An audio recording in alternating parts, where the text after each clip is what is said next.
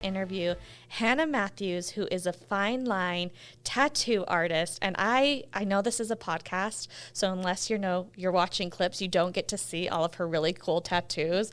But I am here to say that this woman is skilled. She is amazing. Hannah, thank you so much for being here. Thank you for having me. I'm so excited. Of course. All right, Hannah. So very first question, how did you first become interested in tattooing? And what inspired you to even pursue it as a career?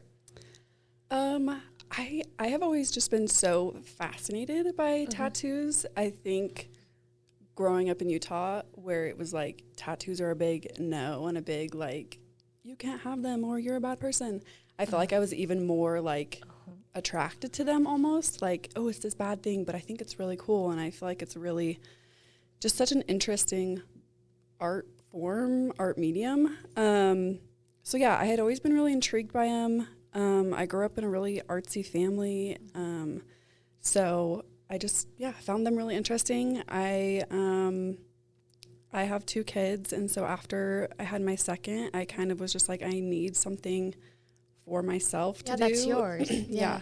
I mean, again, growing up in Utah, I grew up, Mormon, and like your whole identity really as a female in the church is like you're going to grow up and be a mom, and like that's your end all be all. And so I became that, and then I was like, well, I want something else for me too. Like you want your own identity. You want something for yourself. Right. Yeah. So after I had my second baby, I had been getting, because you can't get tattoos when you're pregnant, and so I had been like stockpiling a bunch of like ideas that I wanted. I was just like, saving all these pictures on your phone for the day. Right.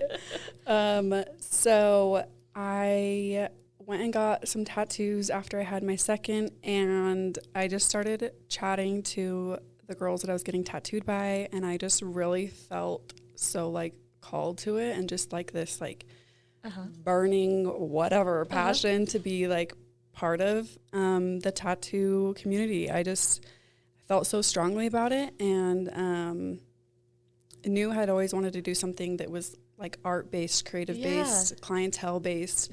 Just didn't really know what. So I kind of had that in the back of my mind that I wanted something for myself, and then it kind of just all fell into place, and I just went for it on a whim. My husband was like, you think people are going to want you to tattoo them? And I was like, I don't know, You're maybe. like, yes, I do, actually. And it turns out a lot of people do. Yeah.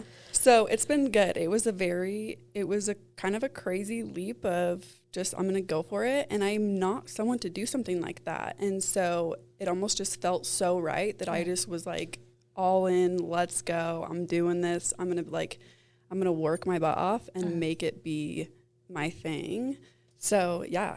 I love that. I love that you just went for it. Like you felt it in your gut. And I feel like that's so inspirational to a lot of people about anything. Like if you feel something in your gut that you want to do, why not just do it? Yeah. And it's been like my life has changed exponentially, like mostly for good. There's been some like learning curves and stuff, obviously. But man, I like every single day am just like pinching myself or like kicking myself. I'm like, am I dreaming? Like, I'm just so grateful that I, decided to listen to my gut and just went for it, because I am so grateful to be where I'm at and been able to like experience the things that I've gotten to. And I wouldn't have this life that I have without it. So I love been great. That. So what drew you to the art of fine line tattoos specifically? Because there are tattoo artists out there that specialize in different things, and you are like the queen of fine line tattoos. So what drew you to that?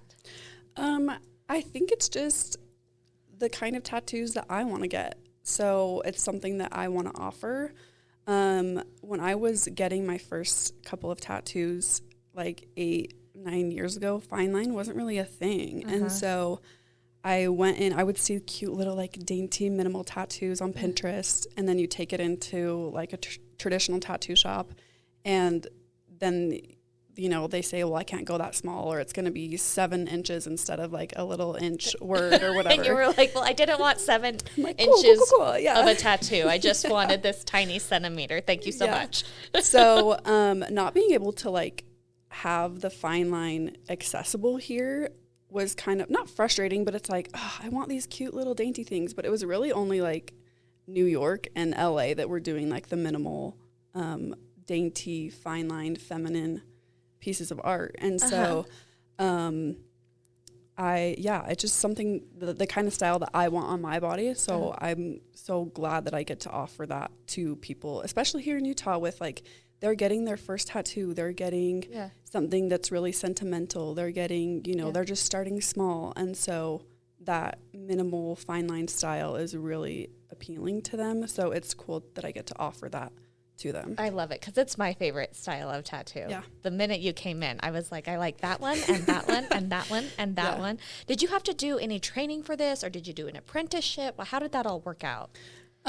So I'm like mostly self-taught. I did have a little bit of like guidance, just to kind of show me like the beginning ropes, like the bare minimum, like here's a machine, here's how you put the needle cartridge in, here's how to apply a stencil, like the very basics. And then after that, I just have been kind of self-taught, watching other artists on YouTube, going and getting tattooed, asking questions. Yeah.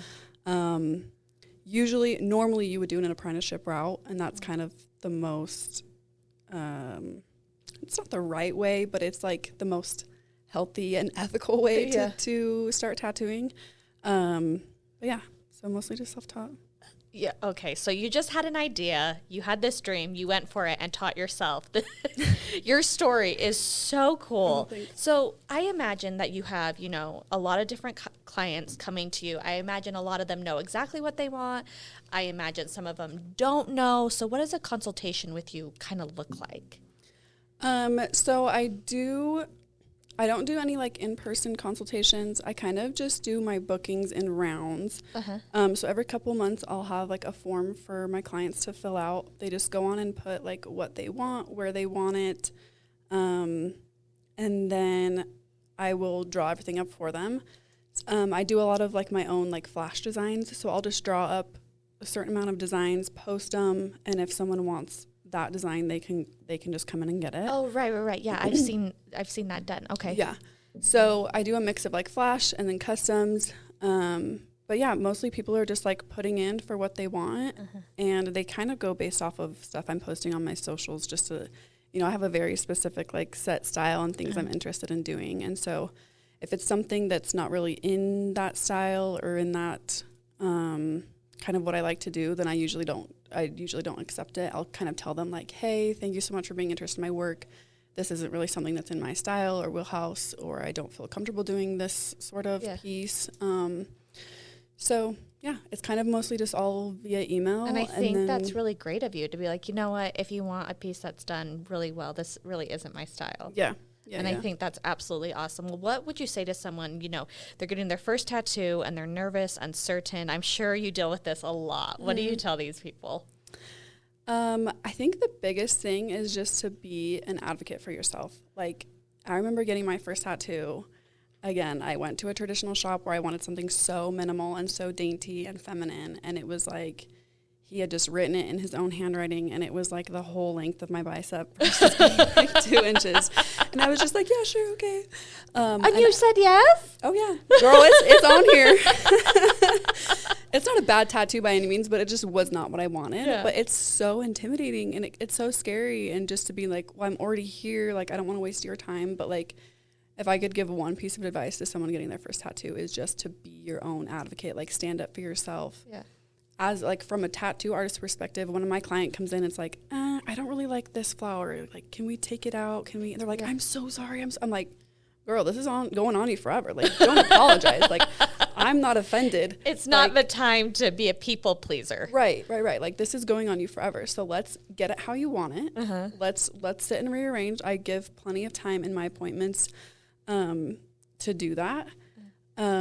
So we'll go through font options, we'll go through whatever, but just speak up for yourself. Like, as the artist, I don't know if you're really telling me that you like it, or if you're just like, oh my gosh, I'm just going to tell her I like it so I don't offend her, I don't want you to leave and go sit in your car and be like, shiz, man, I should have freaking said something, but like, it's already on there, so. Well, and I imagine as the artist, you would rather have someone be honest with you than leave being, thinking to themselves, I hate this so much. Yeah, and that's my name on it. So then when they go tell their sisters and their friends, they're like, oh, I hate this tattoo. Like, well, is it because you didn't stand up for yourself, or is it because of the artist, you know? Yeah. And so it's like my name on it. Like, I want you to love it. I want you to be happy, and I want you to be pleased with it. So yeah, I think just being honest and standing up for yourself is like the biggest thing. I love that. And I kind of want to go back to something that you talked about at the beginning.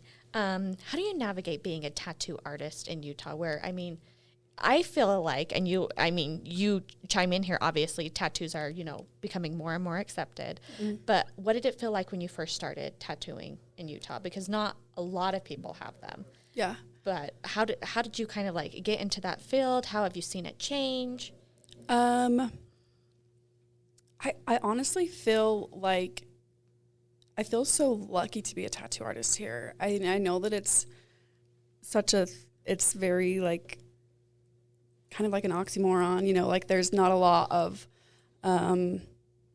it's like not widely accepted, but then there's such a big tattoo community here. Uh-huh. But I feel really lucky because I get to like bond with these people who are either just like refinding themselves after leaving the church, or are still part of the church and just want to feel like they are taking ownership like back over themselves, or you know, exploring different options, or I don't know, it's a really empowering thing to be able to kind of have that exchange of energy with someone who's like just getting their power back. And so yeah, I think it's really cool. I definitely felt like there was going to be a little bit, I was like, is this going to be hard to even find clients? But honestly, people love their tattoos. They're getting tatted no matter what. There'll be, you know, people that come get tattoo and they're rocking them at sacrament meeting the next Sunday, you know. So it's, well, I was gonna say, I know people from all walks of life, all different religions, all, you know, different things, and they all have them. And I just feel like, especially with, you know, the dainty fine line art that is coming out, it's becoming more and more popular because it is so dainty and because it's really personal. Right. And so I have seen a change. It seems like everyone's getting tattoos now. Yeah. I mean, to me. Yeah. Yeah. Well, and like, yeah, with the more like minimal, dainty, fine line, sentimental things, like you're not going to give someone crap about their tattoo that they just got for their grandfather who passed or whatever, you know what I'm saying? And so it's like this really cool, like personal thing. You don't need a reason for a tattoo, but like it's cool to have those like little sentimental things and have it represent part of you and part of your life and part of what you've been through, and kind of wearing it literally on your sleeve. Mm-hmm. And I think it's a really cool way to just express yourself. I love that. So, I mean, speaking of styles and, you know, ways to express yourself, is there a theme or style that resonates most with your clients in Utah that you do a lot of, or you've kind of noticed a pattern? I would say, what first comes to mind is I have a lot of moms who are getting tattoos like for their kids, which is really fun. I do a lot of birth flower bouquets. I don't know if you've seen them, but it's fun because you do like each month has like a flower associated with the month. And so it's like, oh, I have a kid born in June and I have a kid born in October. So let's do a little rose and a little cosmo flower and let's put them in a little bouquet, and we can leave room for future children on the bouquet or whatever, you know. So I do a lot of like that, and like kids' names, family names. I do a lot of handwriting. So people bring in like cards of loved ones, or handwriting ones are really special. I've done a few where like it got to me like emotionally, you know, they're telling me about this person that they're representing with this piece, and it's like, it's just so cool. It's just the coolest thing to be able to like offer that to people. So yeah, I feel like I do a lot of like sentimental, like family oriented pieces. Tattoos. Yeah. Mm-hmm. Yeah, I can imagine so. And I mean, all of those sound so sweet. I remember hearing for the first time, I can't remember, someone mentioned it to me about having a loved one's handwriting. And I thought that was so special, and what a form of, you know, self-expression. I thought it was absolutely beautiful. Are there any misconceptions that you've had to deal with as a tattoo artist? Yeah, I feel like in the tattoo world, there's a lot of misconceptions with the fine line style specifically, just with it like lasting, like longevity wise, and how they're going to hold up, like technicality wise, fine line, you're putting less ink into the skin. You have to be more delicate when you're actually tattooing it. And so some of the more traditional artists who do like the bigger, bolder, thicker pieces don't really love the fine line style, just because in their minds and in their experience, fine line doesn't last as well as something that's like thicker. Okay. Yeah, so it's a very technical, tattooing is a very technical thing. Well, I can imagine so. I mean, I've seen TV shows, and obviously that's TV shows, but it looks really technical, and I've seen, different pieces of content on social media, but it seems very technical. And seeing your tattoos and the detail on them for being so fine, I can imagine that it takes patience that I don't know if I have, and B, it is very technical. Yeah. So I would say that's probably the most common misconception is like the fine line industry kind of gets a lot of crap for, oh, well, you're going to give them that tattoo and it's only going to last 5 years. And it's like, no, you're still depositing ink into the skin with a needle. Like it's still going in their skin. Yeah. It's just going to be daintier and lighter and cuter. And it's not going to be this thick, heavy freaking thing that's like a black blob in 20 years. So, that's really the only thing I can think of that comes to mind with that. So what if someone, they're listening to you and they are really resonating with you and they're thinking, oh my gosh, Hannah, you are speaking my language. I've always wanted to be a tattoo artist, but I've been nervous, I've been scared, whatever the reason is. So what would you say to someone who is wanting to take, the jump that you did, but maybe they're a little nervous about it? I would say, like, obviously it's something new, and so being nervous is completely warranted. Like I feel like you're totally valid in feeling that way. But like getting started, I wouldn't necessarily recommend just like self-teaching. I mean, I made a lot of mistakes in the beginning, and unfortunately with tattooing, those mistakes are permanent on someone else's body. Yes, which they are. We've lost some sleep at night over. So I would definitely recommend like the mentoring route, like finding a mentor, finding someone who you trust and you feel like is in the style that you want to be tattooing in. Finding a mentor that will take you under their wing and be able to teach you the ropes and help you. Yeah, like I said, it's just so technical. It's so much harder than what it looks like. And I don't do a very good job at showing like the not so glamorous sides of tattooing, but it's really freaking hard. And so I would definitely say find a mentor, and it's one of those things, tattooing is one of those things that you got to just be like honest with yourself, honest with your clients on like your skill set, your skill level, what you're comfortable doing. I would say if you're just starting out, start so small and practice. Do not tattoo anyone else until you have tattooed yourself. Like tattoo yourself first. You know how like what it's feeling like, what this skin, like tattooing on a practice skin versus tattooing real skin is just so different. So you can practice as much as you want on a fake piece of skin, but man, tattooing on skin is so different. So yeah, practice, have a mentor show you what you need to be doing, adjusting, and then just hope and pray that you have some good family and friends that will love you no matter what. But yeah, start small. Like don't bite off more than you can chew. Yeah. Like I think one of the things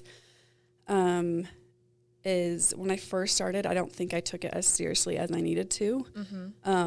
It kind of has been like a fad for a minute to just like start tattooing. There's been a lot of like PMU, like permanent makeup artists, that have kind of just like gone into tattooing. Oh, interesting. And it's, I don't know, Utah has their way of just, there's always a new thing. There's always a new side hustle. There's always a new way to make easy, fast money. And so, yeah, there was a lot of people starting tattooing at the same time, and I just don't feel like it was being taken very seriously. And like, this is something literally permanent on someone's body, like for the rest of their life. Yeah. And so yeah, just take it seriously, and it's not like a fun little side fling to do. It's like this is an art form that should be taken very seriously. So, and that was kind of a roundabout way. You've mentioned quite a few times today that it is an art form, and if you think about any piece of art, so I mean, I'm not a tattoo artist. Obviously, I have so many questions for you. I clearly need to know all the things, but I grew up dancing. And I took that art form very, very seriously. Mm-hmm. And I knew to get better, I needed to take private lessons. I needed to have a good foundation. I needed to do certain things to make sure I was performing that art form in a way that I was proud of. Right. And tattooing is so interesting because your art is going on somebody else. Yeah.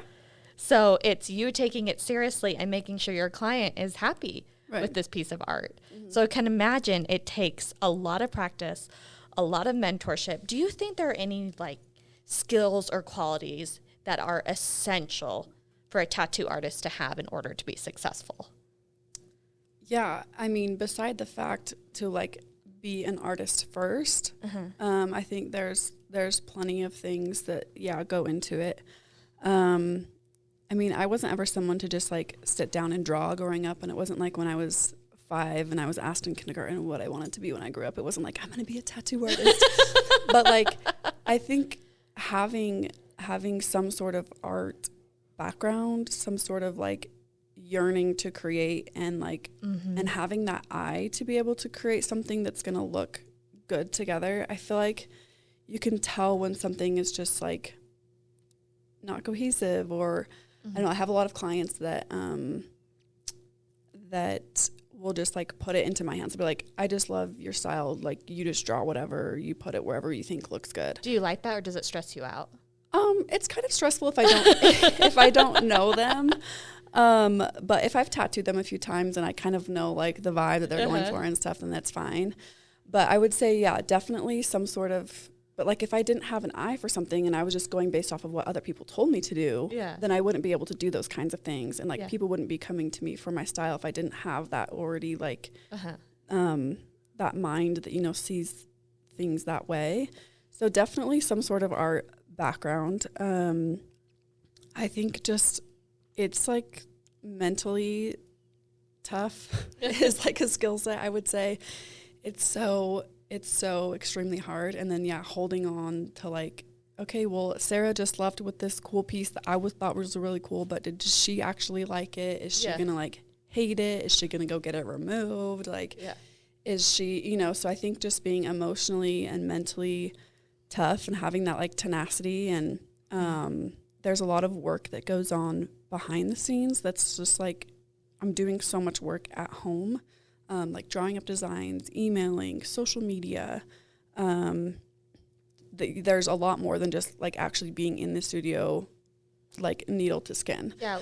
So it's an actual, it is a business. And in, you know, this day and age, businesses, especially visual ones, it's so important to do that marketing and to be working on social media. Yeah. So I can imagine you spend a lot of time taking pictures and making reels. Am I wrong? No, you are right. It's a grind. I definitely, like, obviously you don't have to be good at Instagram to tattoo. Like, it's not.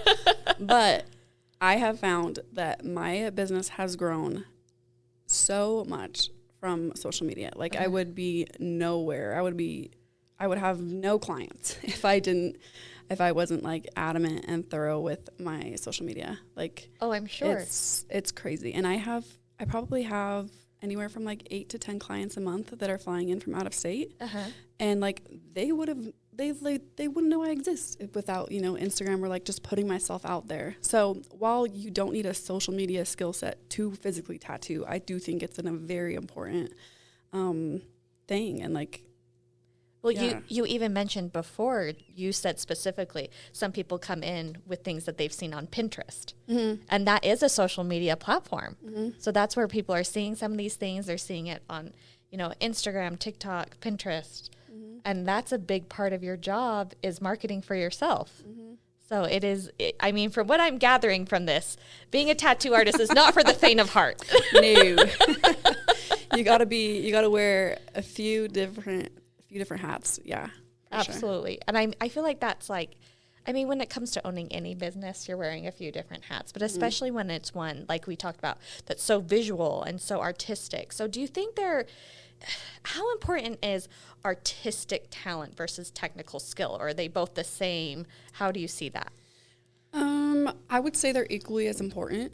I mean, to be able to sit and draw and create original art and original designs for your clients is very important. There's a lot of people who unfortunately just take other people's art and claim it as their own, and that really freaking sucks when it happens to you. But you also have to technically be able to have a steady hand and be able to do the actual performance of the tattoo. It's one thing to be an artist and be able to put the ideas to paper, but to be able to do that and then also add in the technicalities of the actually tattooing. I feel like they go hand in hand, and one is necessary. One doesn't exist, without the other in the industry. And you also talked about, you said one of the things that you do at home is, besides, emailing and doing on the social media, you are constantly, drawing and creating tattoos. How do you stay inspired as you are, drawing up these different tattoos for people and giving people options? What do you do to help, keep them fresh? That's a very good question. I feel like any creative knows that it ebbs and flows. You can have a week where you are busting out 30 designs. You're like, oh my gosh, I feel so inspired. I feel so great. I'm on top of the world. I could draw anything. And then the next week you're like, is anything going on up here? Can I get a spark of something? But I feel like I honestly, I find a lot of my inspiration through music. I do a lot of, not a lot, I've done a couple, flash design sets based off of artists' albums or certain songs. Oh, fun. So it's fun because people who were maybe of that artist demographic, but not necessarily someone who would come get a tattoo from me, but then they see the design that resonates with their favorite artist, so then they're coming and getting art. And so it's really fun that way. I've also done a couple, I did a flash sheet based off of a book series. So I think just going into other creative mediums and just being inspired by what they're doing. I also find a lot of inspiration from architecture. I think once I became a tattoo artist, I feel like I really started appreciating art in other forms, not necessarily just a painting on the wall or, another tattoo or whatever, but I've really found joy in being inspired by other forms of art. I love that. Well, the moment you were talking about music and books, I thought to myself, well, I want to see what those look like. Because I've always had kind of an idea in my mind if I ever got a tattoo. And then some of the things that I've thought about have been inspired by books or songs. And I think that's such a brilliant way to stay inspired because so many people are connected through books and through music and through things like that. Yeah. So I can see why you are very successful. Yeah, it's really cool. And you have those songs that got you through a hard time or saved you from whatever, a deep dark place, or a song that reminds you of your summer when you were 16. And so it's really fun to just kind of have those nostalgic things or things that mean a lot to you brought to life in art, and something that you again can wear on your sleeve. And it can be a conversation piece, it can be something just for you that you only know the meaning for, and it's a reminder to you to whatever. So it's really cool. It's a fun kind of connection thing to have between the clients, especially when I kind of am ashamed to admit this, but I'm a big Morgan Wallen fan, and so I did a big flash sheet on Morgan Wallen, and so then all my clients that came and were getting those same designs have that same passion for his music, and so it was we were just vibing, and we were put some music on, we were listening to him, we were tatting, And it's just cool. It's just really fun to be able to like mix so many different like things that I love together, and then be able to share that joy and that enthusiasm with someone else. I love That's a that. total stranger, but now we're besties. I bumped into someone. It was a work thing that we were at, and someone was helping us, and I looked down at her wrist, and she had 3 little stars, and I knew immediately that those 3 little stars were Harry the top. Potter? Yes. Yeah. And I looked at her and I was like, "You a Harry Potter fan?" And she's like, "You are too, because only Harry Potter fans know that these 3 stars mean Harry Potter." And so we talked for, we talked for a good while, and we got really deep. Yeah. Just not the surface Harry Potter stuff. Right. We got really deep about our lives and different things like that. So I can totally see that happening. So, I mean, you've been talking about all the things required to being, a good tattoo artist, different experiences you've had. What do you love the most about it that just makes you keep working every single day, that keeps pushing you? What is it that does that for you? I honestly, aside from like being able to create, I think it's the people. I think it's the connection that I get to make. I think it's meeting people that I never would have been able, like our paths would have probably never ever crossed otherwise. I've met some of like my greatest friends doing this. Like they were a client, and now we're like hanging out, and we're going and getting drinks, whatever. And so it's the people, it's the connection, it's the exchange of energy, it's they're trusting me, and I'm giving them everything I have in this piece of art. And and tattooing is crazy too, because it's like with a painting, you could do it's kind of like, I guess it's the same thing as a painter. Like you paint something for someone, and then you just ship it off to them, and you just never see it again. So sometimes I'm like putting my whole heart into this piece of art, and then and it walks out. You just sayonara. So yeah, probably the people. It's really fun. It's really cool to be able to connect, and I have had so many cool opportunities that I never would have had I not met some of these people, and it's just opened so many doors for me. And so yeah, I love that. Is there another, I mean, you talked about, the music tattoos. Is there a tattoo experience that really sticks out to you? That when you think, you're like, oh my gosh, that experience is why I'm a tattoo artist. I've had a couple recently that are really cool that relate to music. I just tattooed, last summer I tattooed one of my favorite country artists.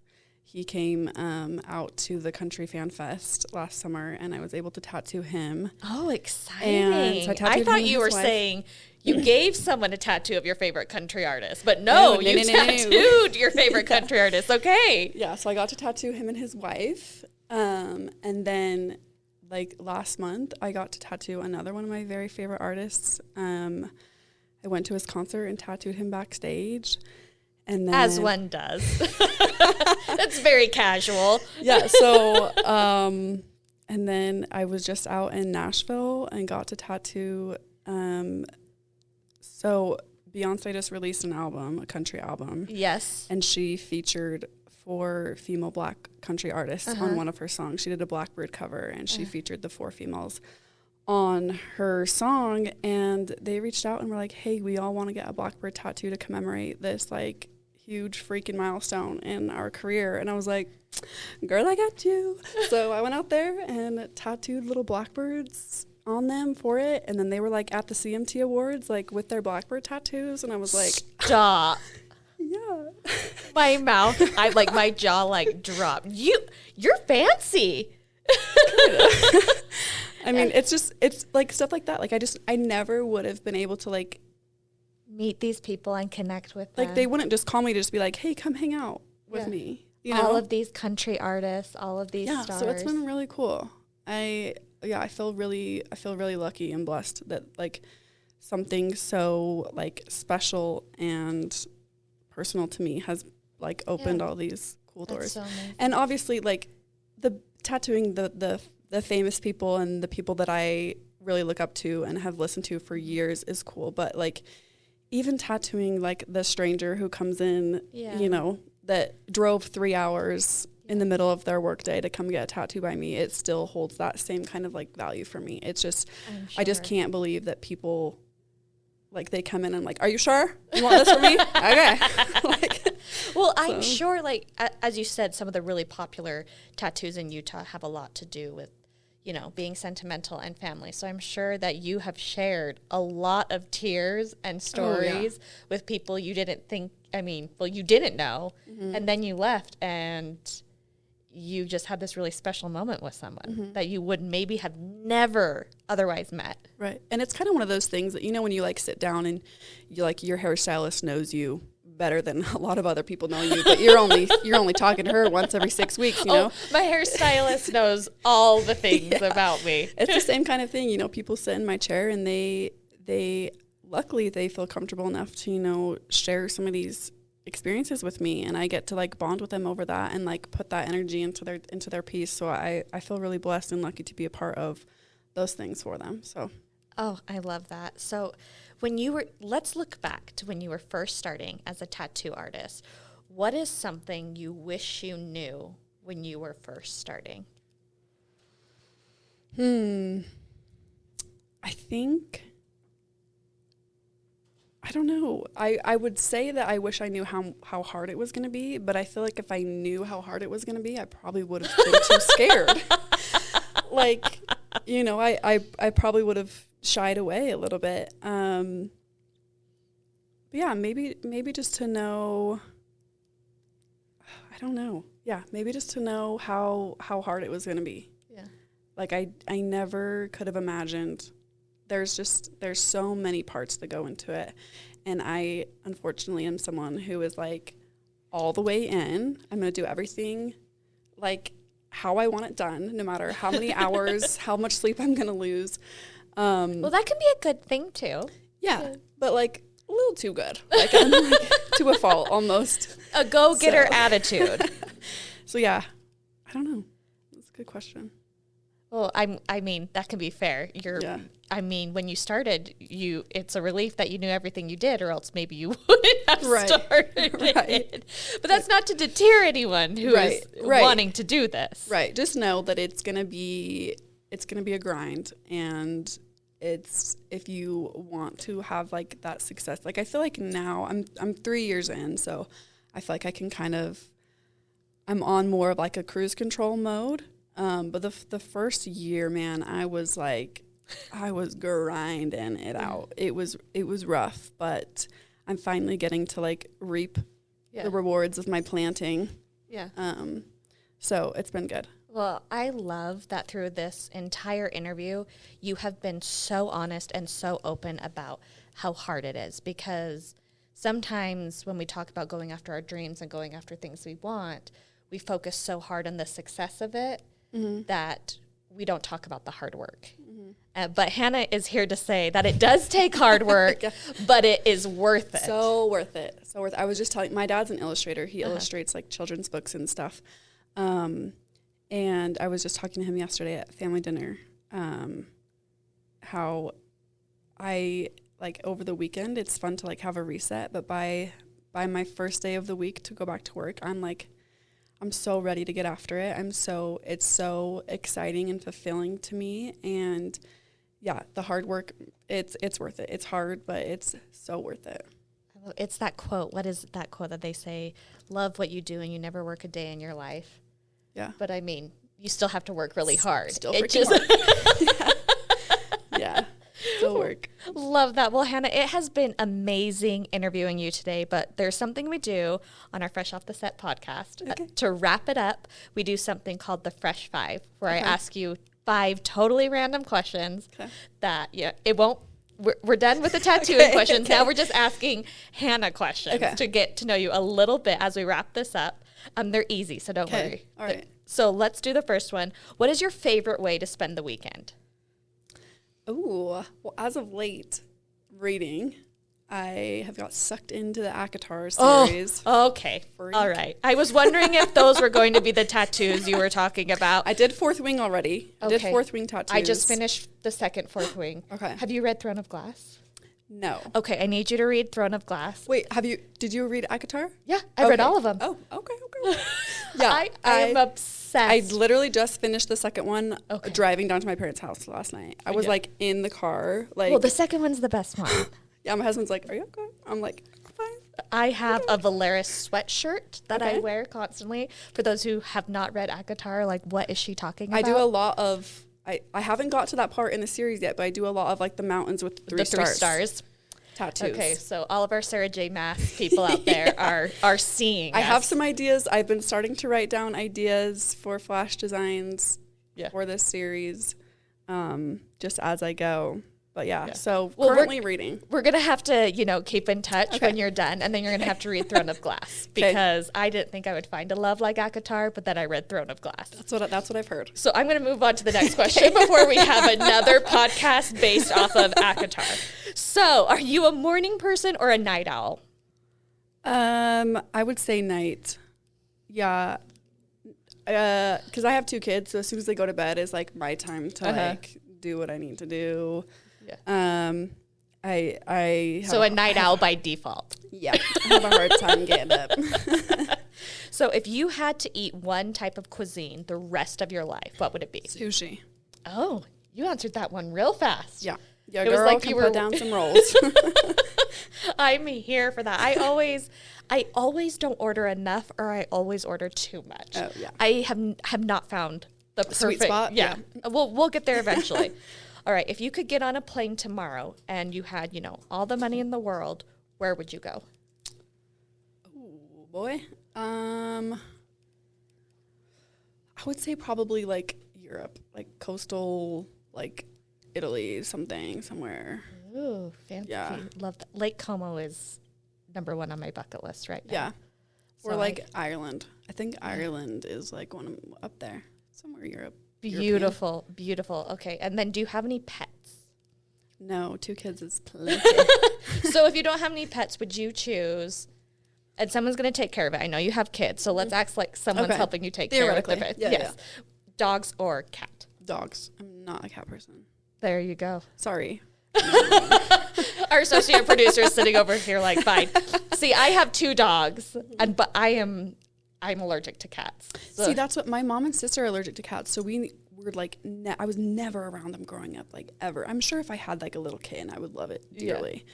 But I just have never really ever been around them because my family's allergic. So my dad was allergic to cats, and so I grew up with golden retrievers my whole life. Yeah. And I think they're the greatest things in the world. But there you go. Well, Hannah, thank you so much for sitting down and chatting with me today. Thank you. It has been a